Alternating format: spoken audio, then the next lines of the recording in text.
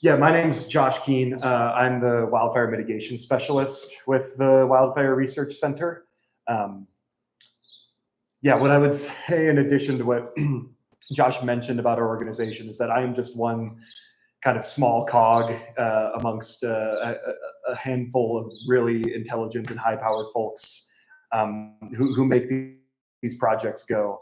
I just happen to be the one individual from our organization who had the ability to be up here in Routt County with you all this week. But yeah, none of this could happen without the whole team of folks at the WiRē Center. The other thing that I'll mention is that I recognize that we're working with like a slightly less than ideal projector situation. So if you're having difficulty seeing the slides as I'm moving through them, please feel free to just like move up to the front. You won't bother me or interrupt me. No worries on that end. But yeah, to get down to brass tacks, I suppose. Like Josh mentioned, I am here just to talk about the results of the project that we did in the Stagecoach Property Owners Association area. And I recognize that we're in Oak Creek and there might be some folks who don't live there and maybe are unfamiliar with the project that we did. So I'll start at kind of just a really high level, giving you some basics about sort of how we do our work. Our mission is just to serve our partners, right, on all of our projects. And we've done a number of these projects throughout the Western United States. But we just sort of facilitate data collection as it relates to wildfire preparedness and evacuation preparedness amongst the constituents that our partners serve. And then it's ideally that information can then be used to sort of tweak programs or provide education or programming to the folks here locally. Yeah, like Josh mentioned, we are also a small 501c3 nonprofit. Most of the team is based in the Front Range. I live down in the San Luis Valley. Just a little bit about me. But yeah, so the WiRē approach at a really high level consists of like 4 basic steps. Step number 1 is we just send an initial letter to every residential parcel that lies within our defined study area, just informing homeowners that the project is going to occur, right? Hey, you're gonna see a fire truck probably driving really slowly by your house, taking a look at some aspects of your property. Then you're gonna get a household survey. Please respond to that.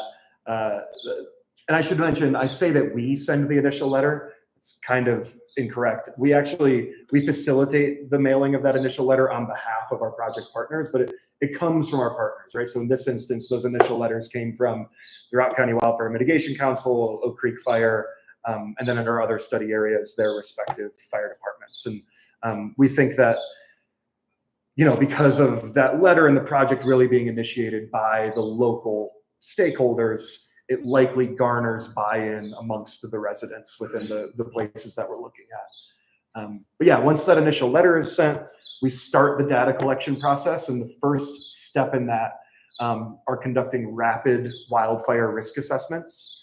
And what I mean by rapid is, for anybody familiar with like wildfire response, they're pretty similar to like a triage assessment that would happen when an event is occurring. So 1 to 3 or 4 minutes on each house.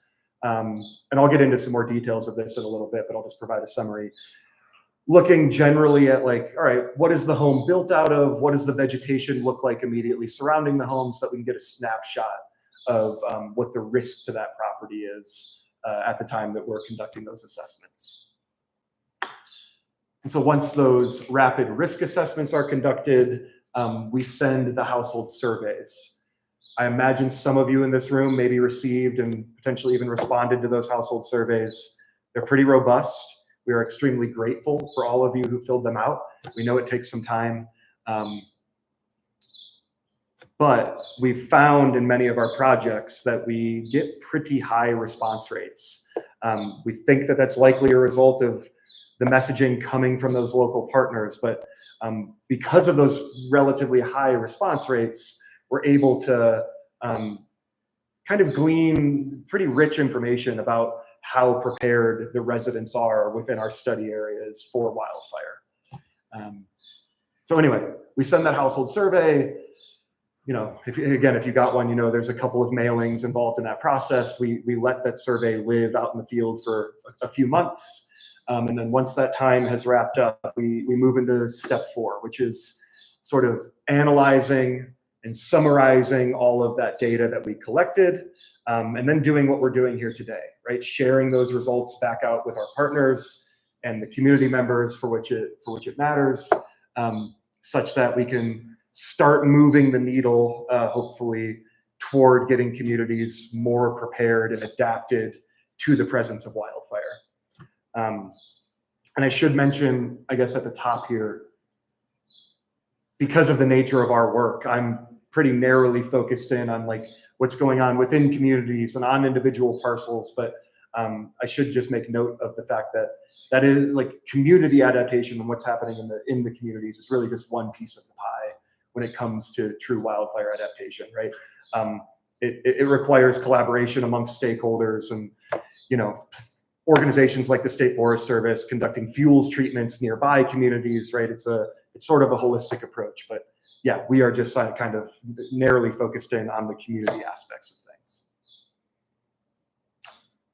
All right, I'll move in to kind of some of the bulk of the information. I'm gonna just highlight the household survey right now because I'll start by talking about a bunch of information that we learned from that household survey. Like I mentioned, it's long. It's like a 16-page survey. Usually takes folks 45 minutes to an hour to complete. And we ask a whole suite of questions, right? We ask about individuals' personal experience with wildfire. Obviously, that sort of shapes the context about how people think about the topic. Another important piece is survey respondents conduct a self-assessment of their own properties in this survey, following the same attributes that would have been collected by the risk assessment that was conducted by the trained professional folks. And that way we can get sort of a one-to-one comparison between, hey, how does a professional who sort of like looks at this stuff every day through their lens view the risk to your property? And then how does the homeowner view their own risk? It's a really great jumping off point for getting work done, right? And we ask a whole bunch of other stuff. I won't go through each section individually, but I'll share a bunch of that data with you here to come. All right, so high-level summary again. I don't know how well this is coming through in the back there, but this is just a map of like where we did the thing. It's obviously pretty zoomed out because Stagecoach is pretty darn large, but what you see in purple are the residential parcels on which those 400 risk assessments were completed. We got 176 surveys returned back to us for a 32% response rate, which is a little bit lower than our average, which is across all of our projects, which is about 40. But as it compares to like social science survey methodologies generally, 32% response rate is fairly astounding. Like the average in that field is less than 10%. So yeah, high level summary of just kind of like what we did and where we did it here. So I'll cover a few demographic items like any other survey. We collect a little bit of demographic information in ours to just sort of set the stage and I think help provide some background context for the remainder of the stuff that I'll move through. So the average age of our respondents for Stagecoach was 63. Far more males responded to the survey than did females, so about 70-30 split there. And there's some other information, right? 85% of the respondents hold a college degree or higher, and we collected some information on employment and income too. That kind of stuff is mostly used by some of the folks at our organization that I was talking about, who do research work based on all of this data. We also ask, related to demographics, a bit about respondents' homeownership and the characteristics of their home in Stagecoach. What's interesting, I won't go through all of these data points, but what I think is interesting here down in Stagecoach is that as compared to our other two study areas in Routt County, which were West Steamboat and North Routt, homes are generally newer down here in Stagecoach than those two places. And the tenure that folks have lived in those homes is a bit shorter in general than the other two study areas, which I think probably is of no surprise to the folks in the room. But we also ask about when respondents are at their Stagecoach home, right? That's really important for programming, right? Mitigation specialists want to reach people when they are at the home that it matters for. And what we learned were that 82% of the respondents report living in their Stagecoach home full time, meaning that they spend time in that property all 12 months of the year. And then the small turquoise bars up here at the top represent the part-time residents. And we can see a little bit of seasonality amongst those part-time residents, right? The bulk of them are in their Stagecoach home kind of between May and August, which again makes sense given where we are in the world.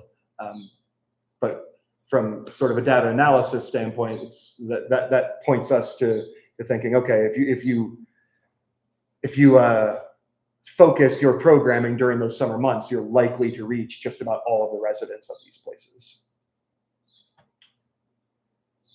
Okay, so we ask a handful of questions about prior experience with wildfire, which helps shape the context with how people think about it, right? And there seems to be just a bit of direct experience with wildfire among the respondents. 5% of the respondents have been evacuated from their home as a result. 1% reported having some wildfire damage.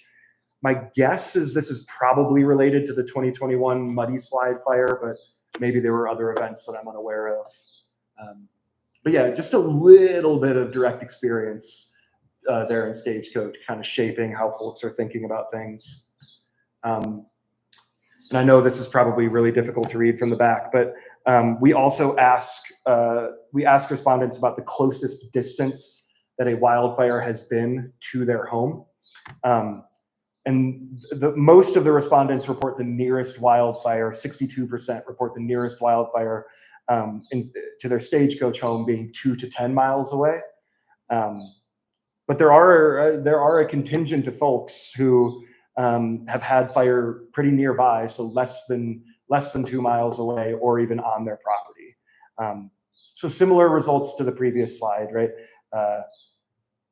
Not a terribly high amount of people in Stagecoach have had direct experience, but there are some individuals who have that kind of shaping how they're thinking about wildfire. All right. So we also ask a handful of questions to get at respondents' perceptions of wildfire risk. This is just really helpful information, right? So that the local partners, right, the stakeholders on the ground that are tasked with implementing programming can kind of meet the community where they're at, related to kind of delivering their programming.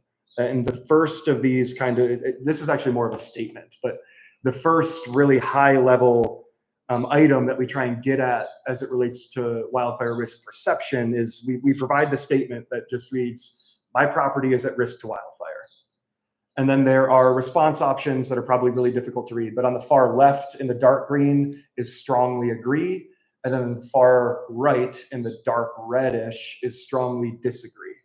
And so the majority of folks, 56%, if my math is correct, either agree or strongly agree with that statement. My property is at risk to wildfire. A quarter of respondents responded as neither agree or disagree. We kind of interpret this as just like, I don't know whether my property is at risk to wildfire or not. And then roughly 20% either disagree or strongly disagree with that statement. My property is at risk to wildfire. Some interesting results at a really high level, right? A little bit of kind of disparity amongst the folks in the neighborhood about that kind of high level statement. Now we dig in a little bit deeper into the factors that respondents think contribute to the chances of wildfire damaging their home within the next 12 months. And the responses are a lot, somewhat, or not at all. So the dark green is a lot, light green is somewhat, the white bars are not at all. And I think that there are a couple of interesting pieces that I'll point out as it relates to this question. First, the majority of respondents for all of these factors, right? And the factors across the bottom, I guess I'll read them out because it's probably difficult. On the far left is the physical characteristics of the house. The next one on the left is vegetation of my property, then vegetation on neighbors' properties, and vegetation on nearby public or undeveloped land. Those are the factors that we're asking about contributing to the chances of wildfire damaging their property. And the majority of respondents for all of these are reporting somewhat, right? And this makes sense. Wildfires are all very different, and there are a variety of conditions that may influence behavior and structural ignition, and so it's really difficult to predict what kind of factors may influence potential damage. And so the majority of folks falling into that somewhat category is reasonable to me. The other piece that I would point out, though, is if we just focus on the dark green a lot responses down there at the bottom, what we find are that respondents are underestimating the items, the factors that are most likely to actually influence structural ignition, right? We know from wildfire science and after action reports of catastrophic events that what the home is built out of and the vegetation immediately surrounding the home play the largest role in whether that home will ignite or not. But the attribution of risk amongst our respondents is focused on the characteristics that aren't under their control, the vegetation on their neighbors or on the undeveloped public lands nearby, right? So as I won't do too much data interpretation here, but this is one place where I will, right? There's a little bit of cognitive dissonance, I think, going on amongst these respondents, right? Or these responses. I'll move on to the next one. So we ask, if there is a wildfire on the property, how likely are the following outcomes? And I won't read all of these to you, but I'll point out a few. So on the far left, on your far left, we have my home would have smoke damage. The next one is my home would have some physical damage. This third one is my trees and landscape would burn. Then my neighbors' homes would be damaged or destroyed, and then my home would be destroyed. The dark blue bars are very or extremely likely, and then the light blue bars are moderately likely. What we see here are that respondents seem to have sort of a general understanding of the potential outcomes of a wildfire being on their property, right? Like roughly half of the respondents think that it's very or extremely likely that their home would have some smoke or physical damage, and that their trees and landscape would burn. So that's good at a high level, right? Like folks are understanding that if there's wildfire on my property, things are probably fairly dire at that stage, and it's pretty likely that there's going to be some damage to my property. Yeah, I don't know, but yeah, I won't say much else there. Cool. Relatedly, we ask a handful of questions about folks' perceptions of fire department capacity. This is really important stuff because we know that resource availability during wildfire events will always face constraints, right? Whether it be just a matter of fact that we live in a rural community with a relatively small fire department, or it could be, well, there's fires going on nearby, and so all of our local resources are on that fire nearby, and then something pops here locally, right? Like there are always resource constraints when wildfires occur. And I think it's pretty notable that respondents appear to recognize those constraints. So I'll read these. The top one is, I agree or strongly agree that local firefighters have sufficient resources to protect threatened homes. And only 15% of respondents agree with that statement, or agree or strongly agree with that statement. This next, the one in the middle, it is very or extremely likely that the fire department would save my home. Interestingly, 35% of respondents think it's very or extremely likely that the fire department would save their home. It's an interesting juxtaposition, right? 20% fewer respondents thought that the fire department has sufficient resources. But again, I think there might just be a little bit of cognitive dissonance, but still it's the vast minority of folks who are thinking that, right? Like, so we're still on kind of the right track. And then this bottom one is a statement that just reads, reducing wildfire risk on private property improves firefighter safety. Almost all, 94% of respondents agree or strongly agree with that statement. So again, like if I put on my old firefighting hat, like these are encouraging results. Folks seem to get it. We're going to do our best, but we have constrained resources. And that, again, at a base level, like that, these are kind of encouraging.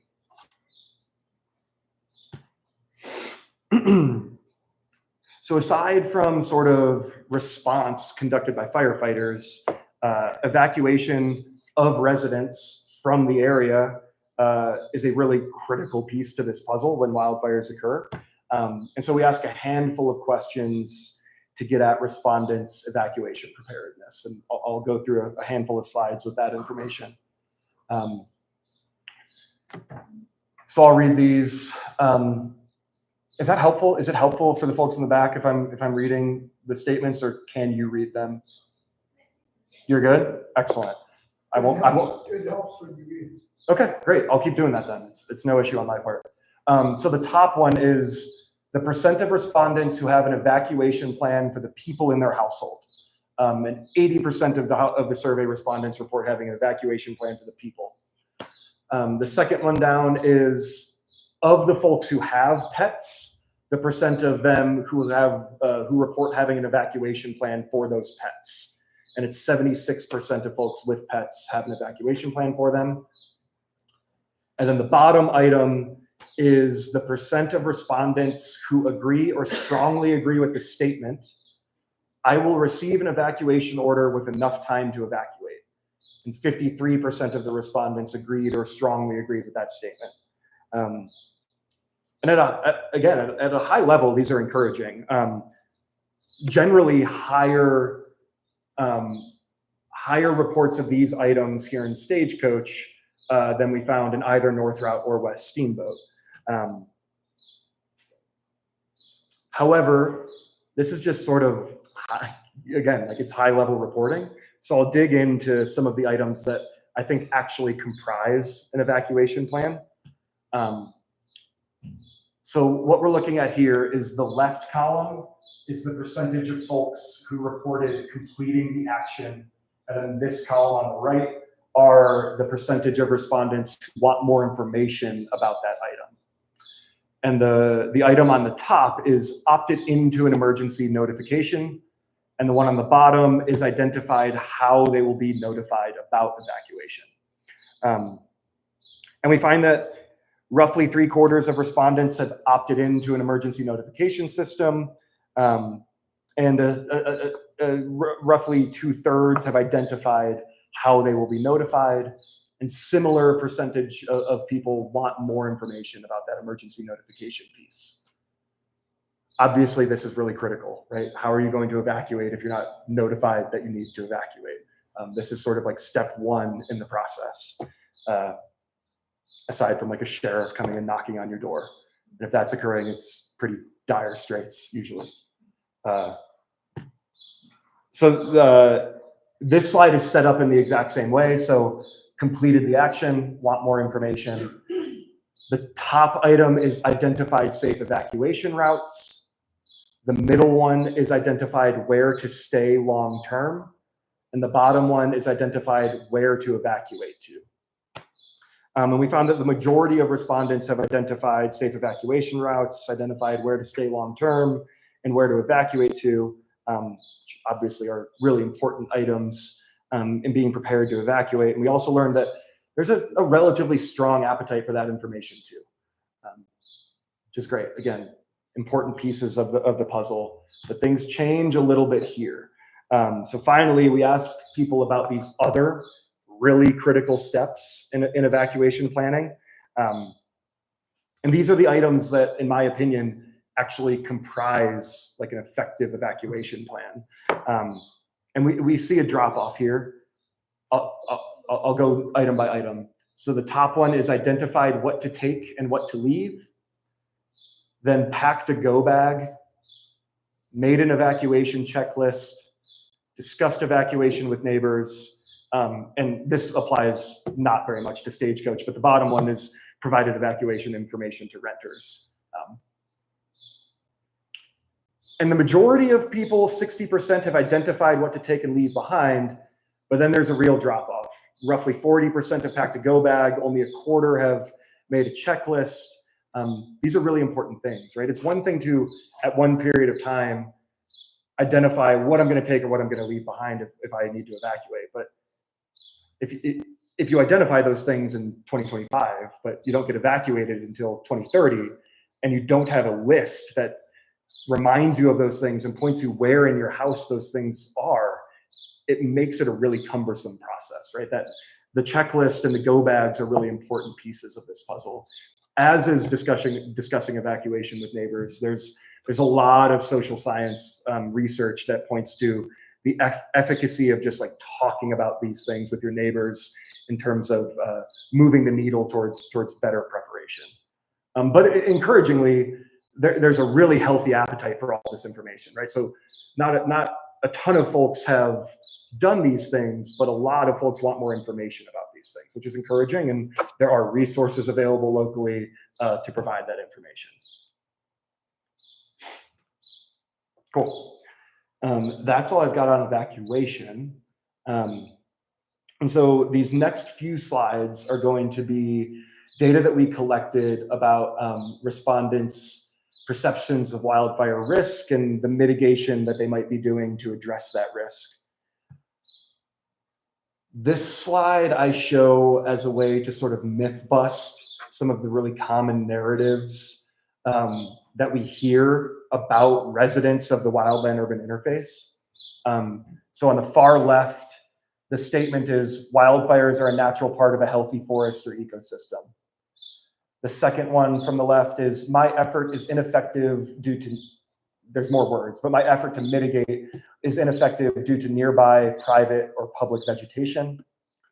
This one here is you live here for the trees and will not remove any of them to reduce wildfire risk. And then this last one is homeowners' actions to reduce wildfire are not effective. Again, these are like really common narratives amongst foresters and wildfires that are just sort of assumptions that people make about people who live in the wildland urban interface.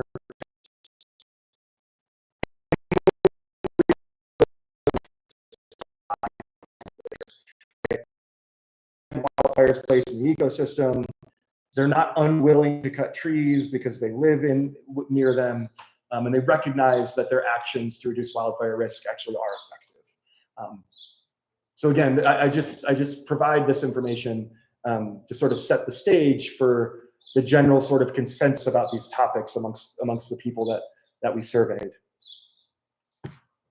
Okay, so these are reported mitigation activities on the properties that are owned by the survey respondents. On the far left, we have regularly mowed or raked around the house. The next one is reduced vegetation on the property, regularly cleared roof and gutters, and then met with a wildfire professional to evaluate risk and made residents more fire resistant or home hardening. And again, these are pretty encouraging results, right? Like survey respondents are reporting conducting these like commonly recommended mitigation actions at pretty high rates. Comparable, if I don't have this in the back of my head, but comparable, if not higher than either of our two study areas in Routt County. I'll come, just kind of keep this in the back of your mind though. I'll harken back to these results in a little bit.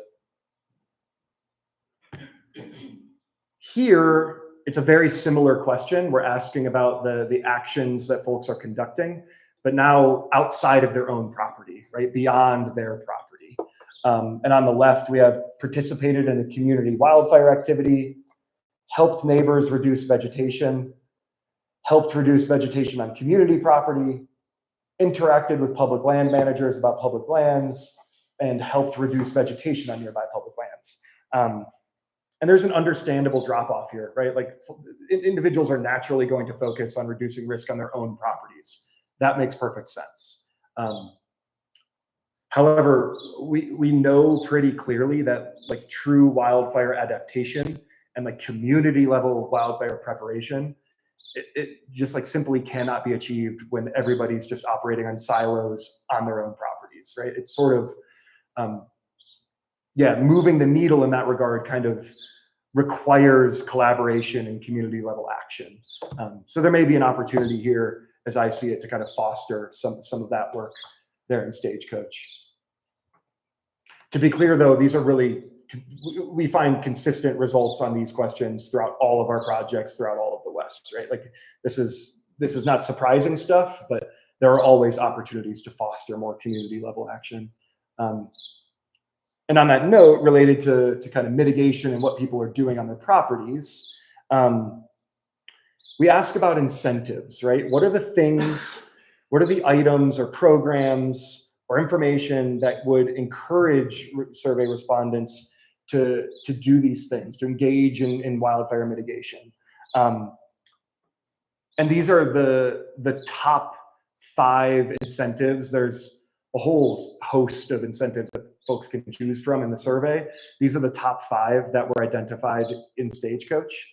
On the far left is a one-on-one site visit with a wildfire risk expert, then a report describing the property's wildfire risk factors. Then in the middle is help doing the work. And then here is cost share or financial assistance and feedback on the risk reduction work they've done. And so the top 2 incentives are information-based, right? Like I just need more information about what's going on, essentially. And then the other several are like resource-based incentives, right? I could use help or cost share, those sorts of things. What's encouraging here is that the top 5 identified incentives by the folks in Stagecoach, maybe with the exception of cost share financial assistance. I guess I don't know if that's a part of your programming, but oh, awesome. So then yes, all 5 of the top identified incentives are programs that the Routt County Wildfire Mitigation Council can provide in some fashion. So there's some synergy going on, right? Which is super encouraging. It's not always the case everywhere we work. All right, we're nearing the end. I won't be talking at you for too much longer. This is sort of the last section. And at the beginning, when I was just sort of describing the survey that we send, I mentioned that part of that survey is a self-assessment conducted by the respondent. And so we'll look at the comparison between those 2 things. But first, I know this is going to be really hard or maybe impossible for y'all to read. This is just like a high-level summary of the rapid risk assessment that was conducted by the trained professionals in that first part of data collection. So there are 4 attributes: roof, siding, combustible attachments, and distance to nearby homes in the home ignition potential category, right? That gives us a sense of what's the structure made out of, how susceptible is that structure to embers and heat and things of that nature. There are 2 attributes related to defensible space. So vegetation surrounding the home, and then other combustible items surrounding the home. There are 3 attributes on background conditions. So zooming out a bit, evaluating, okay, what are the conditions that are going to influence wildfire behavior as it approaches the parcel that I'm assessing? And then there are 4 attributes related to access, address posting, ingress egress routes, and then driveway clearance and driveway length. And if you can see them, there are percentages next to each of these attributes. Those so the trained individual goes out and collects observations on each of those attributes. We get that raw data and we assign a weight to each of those attributes following these percentages based on wildfire science and how much weight each of these attributes plays into structural ignition probability. So then we can assign an overall risk rating to that parcel. This is a map of those results, right? So we get all those attributes, we do that math, we assign an overall risk rating, and then we can color code those parcels based on their risk from low to extreme. I know this map's really difficult to read. To be frank, it doesn't really matter for these purposes. And then, yeah, like I mentioned, household survey respondents go through and they respond to each of those attributes, and then they give them their own property an overall risk rating. And this is what we found. So on the left is the risk assessment collected by the trained professionals, and on the right is the self-assessment by the survey respondents, and it's low, moderate, high, very high, and extreme. And so what we found is that generally the survey respondents are underestimating their risk. The respondent pool is underestimating their risk when compared to the trained assessors by about 1 category. So the vast majority of homes assessed by the trained people fall into that high category, 61%.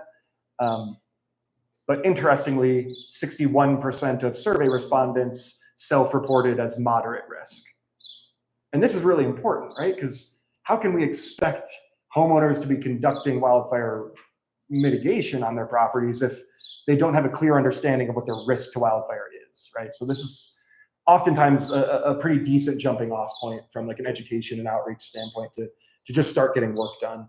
And at a high level, right, like this is informative, but I think even more information, like a narrative, I think kind of reveals itself when you look at some of the individual attributes. I won't go through all of them, but I will point out a few.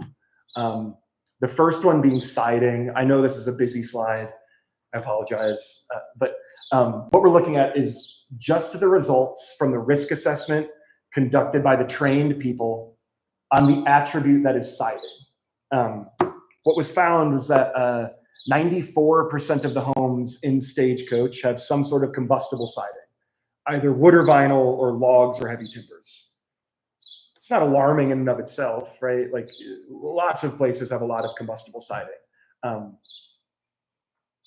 But we'll move on to the next one. So same kind of thing, looking at the results of one attribute collected by the trained people. This one is combustible attachments. So these are decks, fences, porches, balconies, right? The things that people glom onto their structure that really frequently collect embers or transmit surface fire to the structure itself. And similarly, 94% of the homes in Stagecoach were found to have these combustible attachments on them. Okay, so now we have, a lot of homes with combustible siding and combustible attachments. Okay, again, like not super surprising. This happens everywhere for the most part. But then we start thinking about the defensible space around those conditions. And so what this slide is illustrating is within the first zone of defensible space, right? So just from the home out to 5 feet away from the home. How many properties have proper defensible space, right? So how many properties are free of overgrown, dense, unmaintained vegetation or other combustible items? The risk assessment found that actually a fairly decent margin, right? 61% of the homes in Stagecoach actually meet those conditions, have proper defensible space within the first 5 feet. But the survey respondents, many more survey respondents think they meet those criteria, right? 86% of survey respondents think they have proper defensible space in those first 5 feet. All right, there's a little bit of a gap there, right? Maybe an opportunity to kind of move that needle. And now here is the same exact information, but zoomed out from 5 feet out to the second zone of defensible space out to 30 feet, right? All of the zones of defensible space are really important, but the first one especially, but these first two out to 30 feet, the wildfire science shows like are really critical in terms of influencing structure ignition. Only 9% of the homes in Stagecoach were found to have proper defensible space out to 30 feet, and 29% of the survey respondents thought that they met those criteria out to 30 feet. So now, right, when I combine this information with these previous couple that we looked at, like, you know, my situational awareness starts tingling a little bit. Okay, we've got a lot of homes with combustible features on them, surrounded by less than desirable defensible space conditions. There's opportunities there, I think, to make some strides as it relates to being prepared and mitigating those properties. But I don't want to end on doom and gloom. This is the last attribute that I'll share. This is address posting. So the address signs on each individual parcel were evaluated based on local standards, right? Like, is the sign visible from the road? Does it have 4-inch tall numerals? Is it reflective? Are those numerals on a contrasting background color? And is it made of durable materials, right? Like these ones back here in the corner. These are the address signs that are sort of industry standard for emergency response, right? Super critical, not only for wildfire, but for all emergency response. And there's like interesting stuff going on between what the household survey respondents claimed their address postings to be and what the trained assessors did. But the bottom line is that the top bar is fully meets standards. Only 2% of the properties in Stagecoach have address signs that fully meet these standards. And the reason why I wanted to end on this is really low hanging fruit to kind of just like start the ball rolling as it relates to wildfire mitigation and evacuation preparedness. Address signs are relatively inexpensive. I think the council actually has them for like cheaper than you can get on the market. They're relatively easy to install. And Josh and Haley are probably getting sick of hearing me say this, but I kind of consider address posting as like a gateway action into wildfire mitigation, right? Like, I think it's really likely that if you can convince a landowner to put up a proper address sign, you're probably also likely to get them to convince them to do some other things, right? Clear their gutters out a few times a year, or replace the mulch beds up against their home with something non-combustible, things of that nature. And so, yeah, I just wanted to end on this note because I think there's a real sort of, like I said, low-hanging fruit opportunity to start moving that needle at Stagecoach. Okay, that is all that I will talk at you, but I'm happy to field questions or have a discussion or anything like that if anybody has items to discuss or questions to ask.